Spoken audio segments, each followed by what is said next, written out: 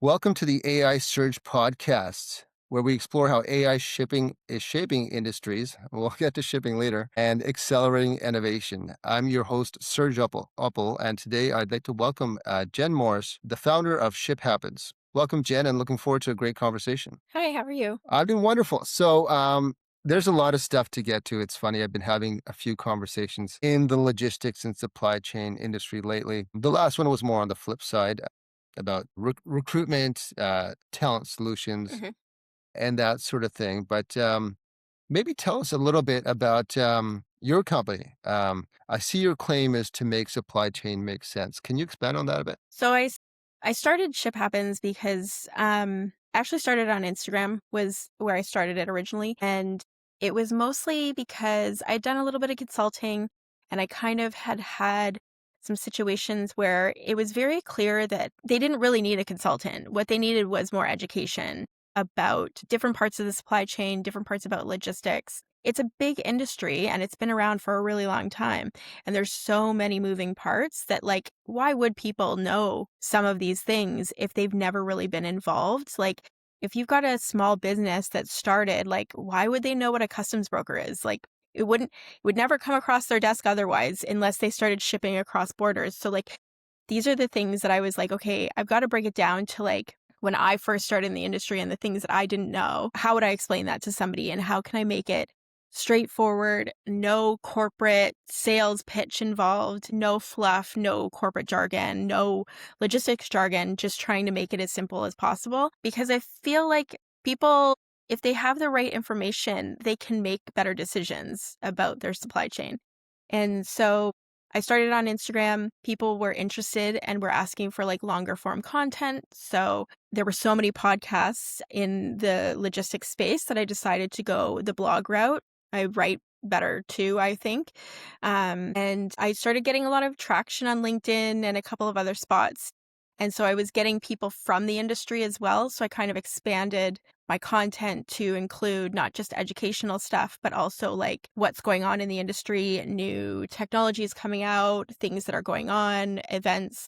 And so that's kind of where we are right now. And I'm just slowly growing it from there. Well, you speak of the people that follow you as a community, and it sounds like they've really embraced your content. Does the community have a common thread, or are they kind of reaching out from everywhere? I would say, like, I think the common denominator is that I have a lot of people that are tired of the corporate explainers and the corporate thought process. They just want somebody authentically to tell them things that are going on, not make it so stuffy, I guess. And so I do have a lot of women because I do feature women on my blog every 2 weeks. I feature a different woman in the industry, and that's like something that's very important to me. So I definitely do skew to more women in the industry. But I do think that the common thread is really that people are tired of kind of BS. And so I kind of try to explain things and to give information in a straightforward and authentic way. So I hope that that's the case. I do have a pretty global community at this point. It's kind of grown globally because I'm global. I am a digital nomad, so I don't stay in one spot for too long. And so I end up picking up community pieces here and there all over the world when I'm traveling as well. So that's kind of fun and interesting. Well, it's funny how everybody's journey is unique and different. But when you were, let's say, finishing school, did you think you'd be in the supply chain and logistics space? And if not, how did that come to fruition? No, I didn't. That's the easiest answer. Listen, I think it's crazy that like people have to at 18 go to university and be like, this is what I'm going to do for the rest of my life. Because like I know very few people that are still doing what they did in university. I have a degree in psychology, because at the time when I was in school, everybody was supposed to go to university and get some sort of degree, and that was going to get you a job. And yeah, it got me a job, but I was kind of all over the place. I was living in Windsor, Ontario, which is across the border from Detroit for the US people. And I was about 4 hours away from my parents. Somebody in my family got sick. So I was like, I want to move closer. I wanted to move to Toronto. So I just was like, I'm just going to take whatever job I can get in Toronto, and then I'll figure out what I want to do later. And that I was like 24 at the time. And the job I happened to get was at C.H. Robinson, one of the largest freight forwarders in the world. And it turned out I'm really good at it. So I kind of excelled there for quite a while. But I kind of outgrew them. There's not a lot of upward movement there available. Like you can get to a certain spot and you can make some really decent money. But if you're really ambitious and you want to like learn new things and have challenges all the time, it's really not the place. So I left and bounced around for a while. I worked with some shippers doing their transportation, things like that. And then in 2016, I opened my own brokerage, and I do still run that on the side. I've been running that for about 10 years. And then I started Ship Happens the end of 2022, I think. Yeah, end of 2022. So when you say you found yourself in this industry and you were really good at it, was it kind of a passion that you didn't realize you had for shipping and logistics? I mean, it's turned into that, but I think it's more the challenge that supply chain and logistics provides, right? Your days are different. You may end up with the same problems regularly, but like your days definitely look different. Like you're never going to be super bored. Things are always changing. You're always at the mercy of one thing or another. And I think that the problem solving side of it and being able to really break down something and being like, okay, like where is the gap? Where is the hole? Where are we missing something that's causing this problem every week? Like we have this problem every single week. Why does it keep happening? It's those kinds of things that I felt like I was really good at, that I could track down that little spot that was being missed. And then when you figure it out and you find that one missing piece, it's really quite fulfilling, especially if you save someone a lot of money, or you are able to like fix something that was super broken, or you're getting product to where it needs to be for people that need it. So I do find that part fulfilling. I also find it very fulfilling that like you bring things that people really want. People are looking to supply chain. We saw it in 2020. Like people got so interested in supply chain because it wasn't working the way that it used to. It's very much an industry that's very quiet until there's a problem, and then everybody knows that its supply chain is a problem. But now that it's become something that people are interested in, and we're dealing with changes all the time, like tariff issues now, like in 2020, it was COVID. Now we were stuck with tariffs left and right. Before last year, did anybody even know what the word tariff meant? No, like nobody knew. And now everybody's talking about it like they're an armchair customs broker. So it's interesting from that perspective, because I'm like, it is cool to be involved in an industry that is super popular all of a sudden when it wasn't like 10 years ago. So that's interesting. What do you think the industry should be proud of? I honestly think it's funny because it's kind of a double-edged sword, but the thing that I think the industry should be proud of is the fact that it does keep going. Always. It's never stopping. Things are getting to where they need to be. Maybe not exactly when people think they should, but things are getting where they need to go. And I think that that's something that the industry, look, there's a lot. This is why things fell apart in 2020. This industry is not one where you can just stop and start again. Like you can't just take it all apart and be like, something's wrong and we need to find the one spot that's wrong. There's a lot of Band-Aid solutions thrown on to get you to the next shipment. And sometimes those Band-Aid solutions become a permanent solution because nobody knows what else to do. I think that's kind of something to be proud of, because it means that like the industry is quite scrappy, interesting ways of dealing with problems that maybe somebody else wouldn't have thought of. I don't know. I think the other thing is that, and this is maybe why the industry is so scrappy, is that it welcomes literally anyone. Like you can get into logistics tomorrow. If you have drive and you're really ambitious and you can talk to people, you can be in logistics tomorrow. You can find a job and go out and make some money. And I think that that's like the one thing that is so interesting, is that it does welcome everyone if you are able to be super scrappy. I think that's one of the things, the caveats, right? Like to be successful in this industry, you kind of have to be, you can't be precious about it. You have to have a bit of a thick skin. You have to be able to like deal with things going wrong constantly. Realize that you're probably the problem. You probably made a mistake somewhere. And so if you can't deal with that, and a lot of people can't, then it's not going to be a great place for you. And so that's where like I feel like the industry, that's why I said it's a double-edged sword, because I do think there's probably a lot of really good talent that gets scared away by how crazy the industry is, but it does make the industry super adaptable when it does need to be. So it sounds like having things go unexpected is just par for the course. Like you got to deal with situations all the time. Yeah, always. Like I think, listen, weather, for example, yeah, do we know winter's coming? Yes, of course. Do things still need to move? Also, yes. So sometimes a blizzard is going to be the thing that's going to cause you a problem all week long. It's not going to stop what's happening, but it is going to cause you some drama. You're going to not know where some trucks are because the satellite might not be working as well. You're going to have trucks that are late for sure. Somebody might get in an accident. Somebody might end up in a ditch. Like, these are all things that are going to happen and are largely unpreventable. Weather is weather. Sorry. Weather is weather. It's just going to happen. And so like when people kind of ask like what a typical day is like, I'm like, I can't answer that question.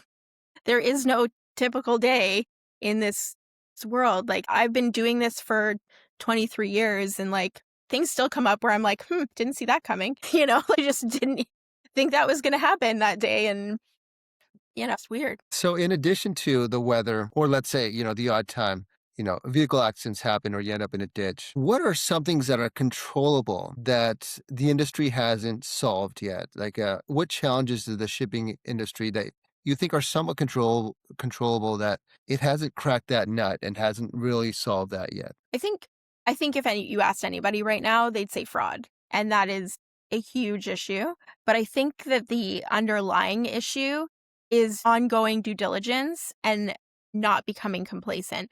So like fraud happens in the gaps, right? Like fraud, I don't know if you're aware, but there's a lot of fraud going on from the point of like where somebody will show up because they hacked somebody's email, got the pickup information, and show up before the driver that actually is supposed to pick up shows up. And then they'll just like have a bill of lading, give it to the guy, pick up the stuff, and leave, and that product's never seen again. And this is something that's happening more and more and more. There's lots of different layers of fraud. Like there's fraud from a standpoint of like, there's a thing in Canada called Driver Inc., which is essentially misclassification of drivers as contractors when really that's not the case. And it is quite a gray area legally, and there's a big debate on whether it should be allowed or not. I think just recently the Canadian government has said that they're going to be trying to like adapt and adjust to that because it's not something that should be happening, because if drivers are labeled as contractors, that means they don't have any employment protections, they have no holidays, they just don't have the protections they should. And then on top of it, it's kind of tax fraud as well. So from both the carrier and the driver at the same time. But that's like a big disaster. I think when it comes to these things, due diligence from the customer or the broker that is hiring carriers is so important. And I think that that's something that becomes an issue because it's boring for people to deal with. So, and this is where like I get a lot of PR emails for all the different techs that are like coming out for the industry or are going to be at Manifest at the trade shows. And it's always like AI this, AI that, and that's fine. I think the problem is that you're talking to an industry of people that are, it's a industry that's behind. And now because of 2020, everybody got involved in supply chain. There's a bunch of money got thrown into it.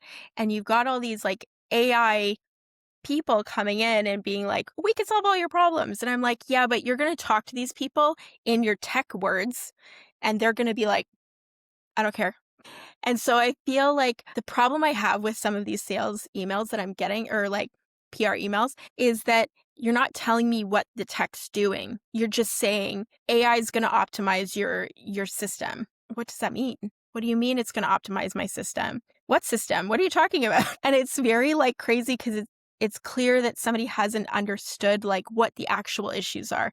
If it was me, I'd be out there writing some sort of tech that could essentially go into somebody's TMS, their transportation management system, and be like, okay, you haven't spoken to this carrier XYZ in more than 8 months. You haven't, their paperwork is behind. You haven't updated. You haven't tracked them. You haven't looked at them at all. You need to contact them. You need to get updated insurance. You need to see if you got to check them on the government websites to make sure their safety is good, like that kind of stuff. And even to the point of where it would be able to check on the government websites if these people are safe, what's their safety rating, all of that kind of thing.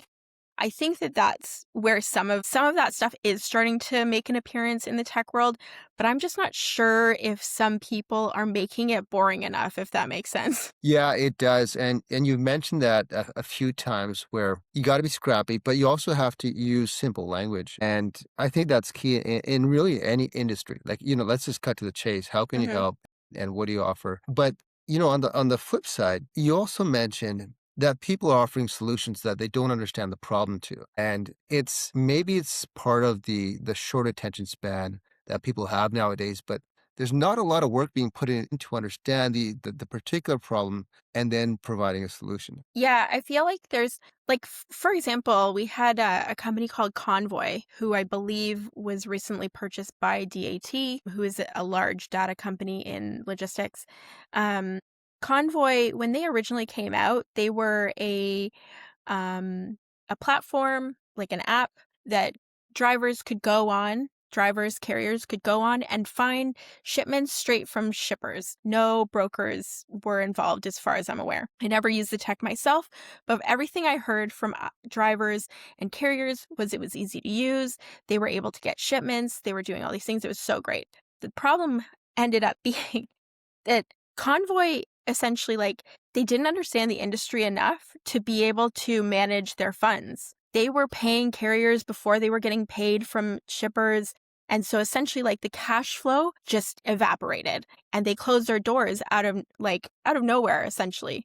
And then the tech got sold around and now it's landed at DAT. I think my concern with that was that, in all honesty, they had a great platform, they had great tech. Their brand name was like everybody knew who they were. And I think that they got so wrapped up in the success that they were seeing.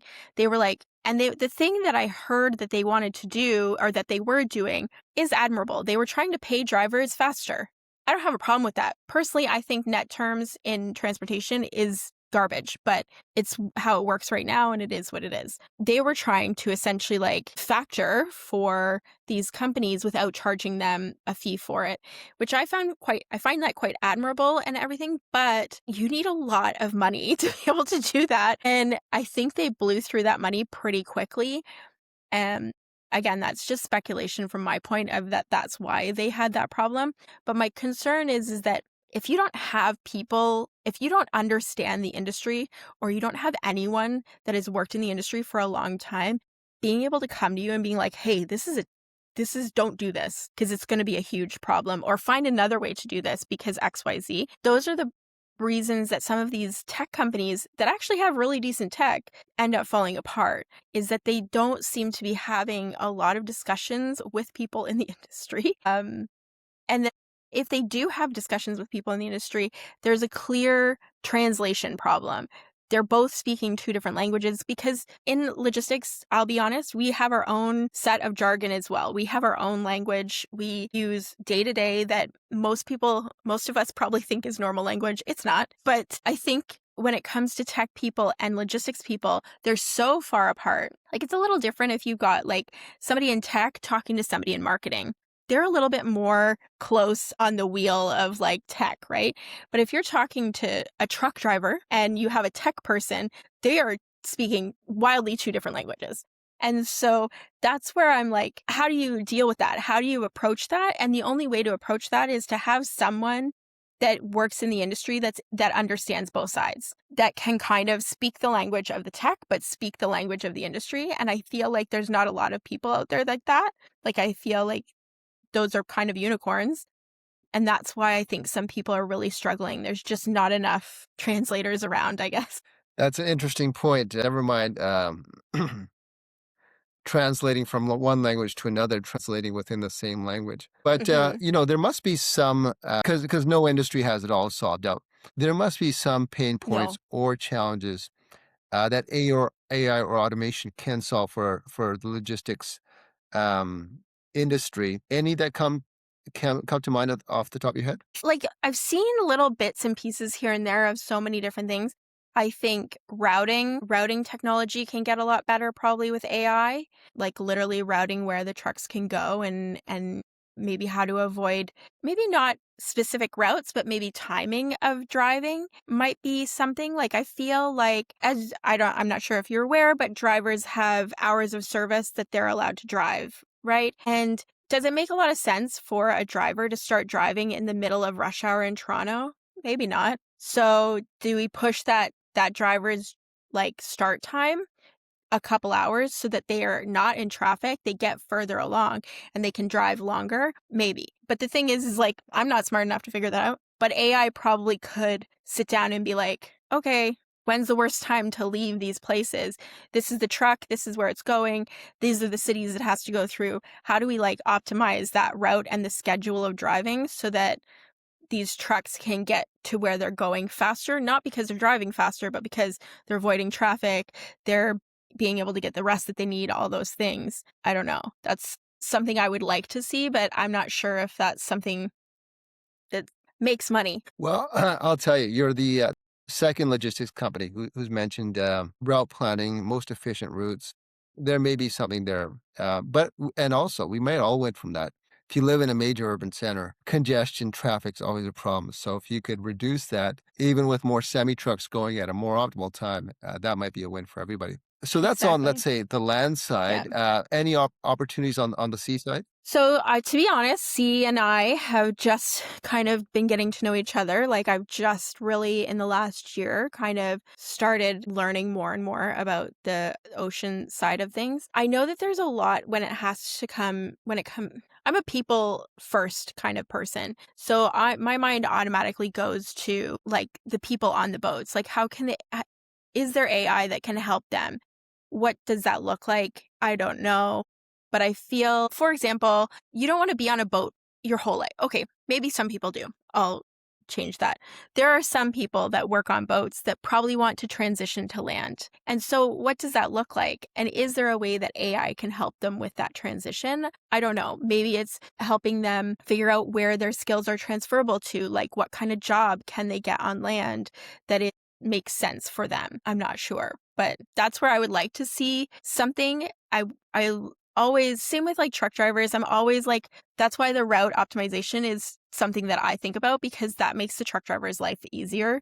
So like what is it that's going to make the seafarers' lives easier that AI can kind of help with? I don't know their roles well enough to be able to say, but I'm sure there's something there. So Jen, we touched briefly on the insights you're really providing for the industry and the content you're putting out there. Is there a specific type of content you find that resonates more with your audience than others?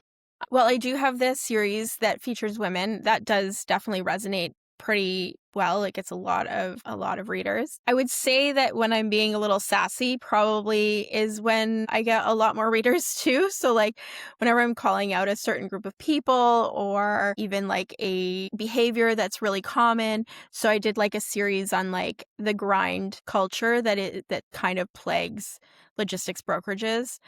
Excuse me, talking about like everybody being on 24/7, available for all their clients all the time. They're the only ones that can deal with the issues, like that kind of mentality of like I'm the only one that can actually solve these problems when that's of course not true.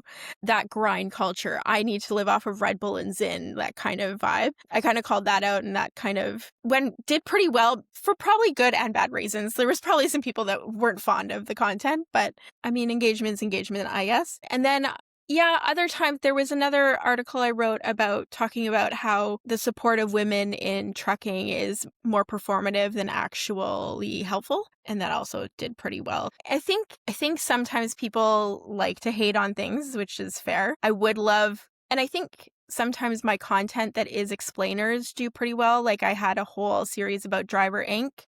and that also did really, really well. So I think people want to be educated, but I think there's a part of people that like really love some clickbait too. So I can't hate on that. The clickbait, yeah, it is so enticing, for better or for worse. What would you say, what metrics is the industry most focused on improving right now? I mean, what are they actually focused on, or what do I think they should be focused on? Maybe both. That's a good point. So you can kind of tell based off of like the tech that I keep getting PR emails for. A lot of them are pricing models, pricing models, so many pricing models.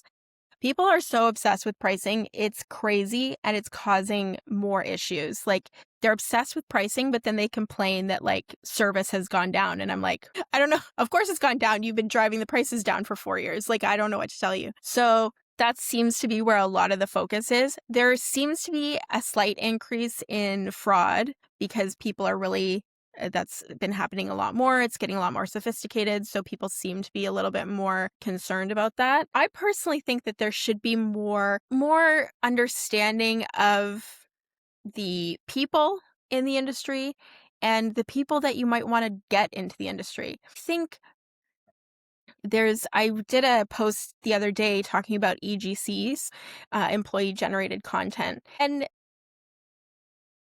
I'm not saying that companies should be using EGC. I think that if EGC happens, that's really great and it's good for your business. But EGC can be really great for enticing people to come into the industry, showing them what a day as a truck driver looks like, a day as a longshoreman. What does that look like? Those kinds of videos do really, really well on the internet because people are curious about other jobs. Like I will sit and watch a farrier video for hours, like the guy that cleans out the horse hoofs. Love that. I don't know why, and I'm not going to go do it, but it makes me very interested in that job. But I think that the thing is like, I would love to see way more focus be shifted over to the actual people side of the industry. And I know that's kind of counterintuitive because we're talking about AI here, but the people that are using AI are the people on the front lines. Those are the people that probably use it the most. And if you're kind of advancing the AI, but then not paying attention to your staff and advancing them along with the AI, then I think that you're going to have AI slop happening. You're going to have people using AI that don't know how to use it properly. You're going to have people using AI to not do their job. And I think we're seeing that already. And I think if you kind of put more effort into the people side and maybe balance that with the AI, I think that things would go a lot better. But I don't know. Who am I to say? Well, that's a good point. I think you raise a really interesting philosophical approach that AI should be there to enable and make people more effective, not replace them. So it really depends on the perspective. But if you could make your team 100, 500% more productive, but still keep and leverage their skill set and their experience, perhaps that's where the win is. But what would you Yeah. say? Yeah. So Jen, what would you say is the best way to approach? Maybe even globally, if we look at in logistics, the win is getting goods to the right place at the right price. Outside of that, are there any bottlenecks in the industry that still are an issue? I would say probably paperwork and pay are always bottlenecks, right? Like these industries are cash flow heavy industries, like ocean, like you've got to worry about paying all the seafarers, making sure everybody's fed, like there's food, like there's so much money that goes into like just one ship moving. And same with like one shipment, like there's a lot of people involved with that. There's a lot of cash that goes, there's fuel, there's all these things. And I think that the money part of logistics is a huge bottleneck. People are constantly so on the edge. And like I can speak from experience owning a brokerage. If you have a couple of bad months and you didn't save some of your good months, you're going to go out of business, like with a couple of bad months. That is not true of most businesses, most types of businesses. There are other industries where you can probably get away with a few months because you're not paying for these huge assets, paying for a lot of people, things like that. I think that that's where the bottleneck of pay and money movement in logistics is huge. And usually, not usually, but sometimes that is tied to paperwork. And so I have an unstable internet connection, sorry. But usually that those delays in pay can be tied to paperwork, which is the other side of the problem. So there's got to be some way to I do know that there's some stuff out there for paperwork, essentially being able to have paperwork be uploaded and then be the information being pulled off of it and verified. I know that there's a difference between AI and automation. Automation is more of pulling off the information, but the AI is verifying that information. So I do know that that does exist, but I think a lot of the times too, many people are, it's the tech stack that becomes the problem. None of the stuff is talking to each other, or it is talking to each other, but really poorly. Um, there's no one true source. There's no one source of truth. It's very kind of disjointed. And I think that's why a lot of people in our industry are kind of getting a bit of tech exhaustion. I think a lot of people, when I see them at trade shows and stuff, they're like, I'm so over learning about a new piece of tech. Like, show me the robots. That's the tech that I'm interested in only because it's cool. But other than that, they're like, I don't want to see another pricing model. I don't want to see another like thing. Just leave me alone. So I think that until we can kind of get to a point where tech is less complicated for people, I don't know if it's going to be easy to sell to people. Yeah, that's a great point. The entire objective is to make people's lives easier, not more difficult. So if it's not making people's lives easier, yeah, of course there'll be resistance. That is the whole point of automation, AI, optimizing. Yeah, the whole adoption should be with that in mind.